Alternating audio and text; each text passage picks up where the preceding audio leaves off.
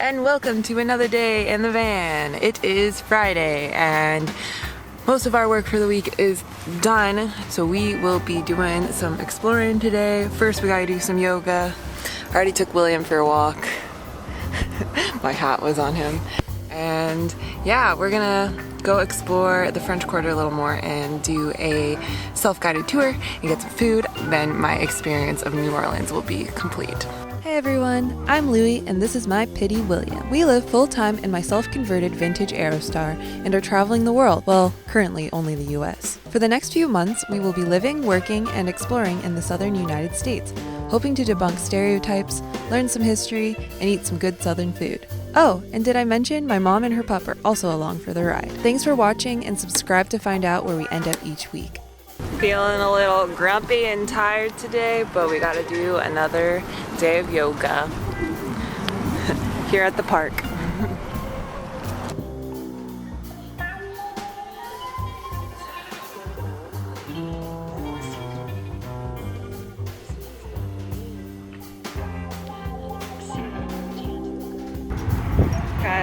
Gotta take him on a little walk. Cemetery. Is this where we were parked? Yep. Hey everyone, so it is future Louie here. Just before we start the video montage of us exploring around the French Quarter some more. Since it is indeed Patreon week, I wanted to take the chance to tell you guys about the last tier level on my Patreon. Now I know not many people have the means to spend $200 a month on somebody's Patreon, and that I totally understand, but I set up this tier in a way where if you're building out a van or you're planning on hitting the road soon, this could actually be really helpful to someone and valuable. So in this $200 level, you will receive everything else that the other tiers receive, including a postcard every month, stickers, and merch. As I am developing my merch, I really want to start having merch that is coming from small artisans that I find along the way. I have one potential merch item that I'd like to start sending out soon, but I'm going to give myself a few months, 6 months, 5 to 6 months to get that going. But so you'll get that, you'll get stickers, you'll get access to my members only podcast, which is basically just a behind the scenes podcast where I talk about different things. I'm going to plan on interviewing some people. My mom may make a cameo here and there when she has time to be on my podcast, but those are really cool. But on top of all of that, you'll get 2 things. So if you only want to commit to a couple of months, you'll be able to, once a month, we can hop on a Zoom call, a phone call, whatever is your preference, and we can talk about whatever questions you have in detail, like van design, electrical, plumbing, or even if you're just curious about like traveling in a van, I can answer any of those questions. I can answer any of the questions about like good places to go travel in your first year of living in a van. So I think that can be really valuable to someone who's trying to get on the road but is kind of feeling iffy about it and needs to like talk to someone like one-on-one. So that's one of the things. And then the second thing, which is kind of cool and fun, is once you've committed for 6 months, now I know not a lot of people do that, but if you do end up committing for 6 months at the $200 level, then I will send you a personalized vlog, probably 10 minutes or longer, and I'll just take the day and do a vlog just for you, answering any questions you might have. And by then I hope we will have established a good relationship, so it'd be like talking to a friend through a camera. So those are some cool and interesting benefits.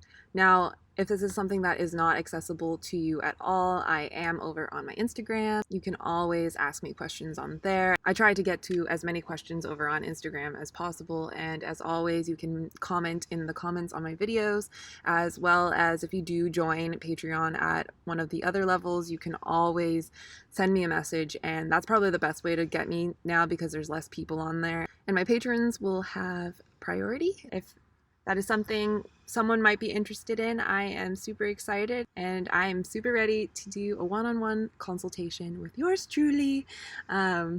Will be really fun. It will be kind of like this, like this video. We'll be talking on a screen like this, and I will give you all the advice and all of the knowledge that I have.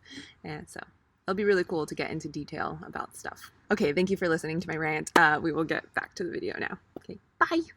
This looks like Market Street in San Francisco, just in a different parallel universe. This is our third day in a row getting beignets. I said this is our third day in a row getting beignets. But instead we ordered 3 for the 2 of us. At Cafe Beignet. Those are the best beignets we've had so far. It's so fresh. We can always wait till it dries off a little.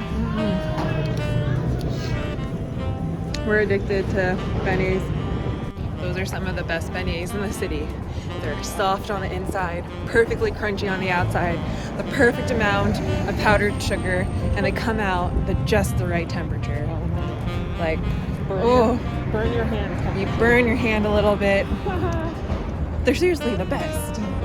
There's like $4 for 3, which is actually a little more expensive. It's a little more expensive than other ones, but they're worth it. So worth it.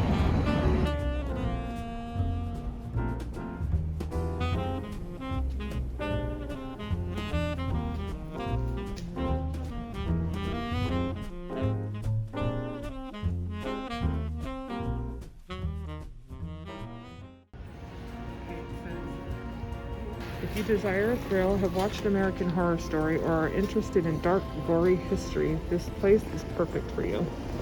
The only downside is you can't get in, but the outside is really all you need to see for the shivers, night or day. Part mansion and part hell, this dwelling is known as one of the most haunted in New Orleans. Its most famous occupants were Madame Lalaurie and her husband, a doctor who perpetrated acts of unspeakable cruelty upon their slave. Finally, one slave set fire to the house to escape the misery, and upon their sadistic acts being uncovered, the Lalauries bought off the police and fled to New York, then France, leaving behind a number of dead and dying former servants. When the discovery of the abuse became widely known, a mob of local citizens attacked the residence and demolished and destroyed everything upon which they could lay their hands. A sheriff and his officers were called upon, but by the time the mob left, the property had sustained major damage, with scarcely anything remaining but the walls. Nicolas Cage, the most eccentric actor of his generation, bought the house in 2007 for a rumored $3.4 million, having figured it would be a good place in which to write the great American horror novel. He didn't get too far with the novel and allegedly lost the house to the IRS.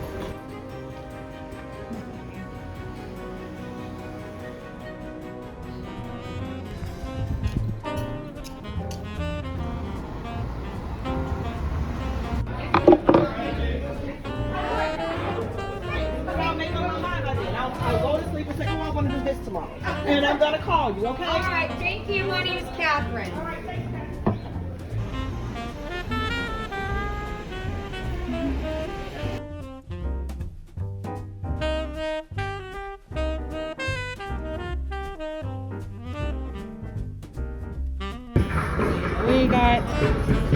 I got a wishing bean. My mom got a wishing bean. Okay. You have to make a wish for 7 days, put it in your pocket, and then put it in a body of water or bury it. But the problem is I don't know what my wish is yet. Yeah, that's okay. So we have to think about it. But I won't tell anybody what my wish is because I feel like that's not that's private.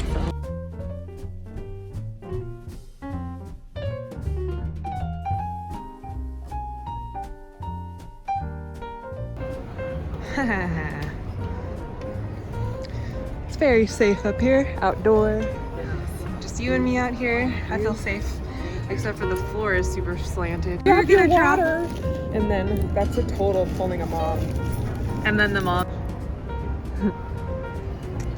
We got the people walking around. We got the people.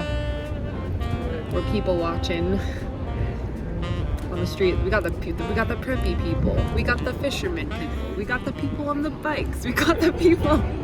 We got the people who are lost. We got the people. The people who are bored. We got the people who are in a rush. We got the people. Yeah. We got the what? Hungry people. We got all the people.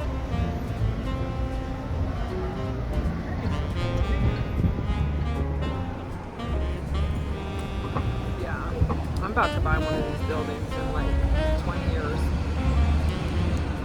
There's not a place in the U.S. that I've felt this passionate about. Yeah, Like, I really like New Orleans. Like, I love it here. Like, my eyes tear up. I found my home. I love it here.